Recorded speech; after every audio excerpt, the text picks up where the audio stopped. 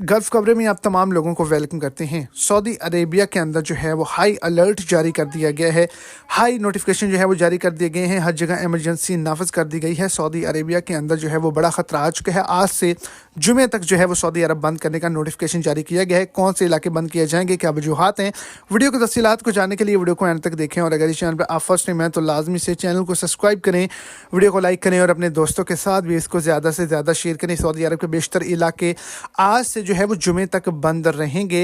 महकमा मौसमियात की जानिब से रेड अलर्ट जारी किया गया है। तूफान आने का खतरा है, सैलाबी बारिश होने का खतरा है, जिसके अंदर मक्का मुकरमा, ताइफ, जद्दा, अल-लैस, बहरा, अल-जम्मूम, अल-कामिल, अज़म, अर्जियात, मिसान और खलीज शामिल हैं।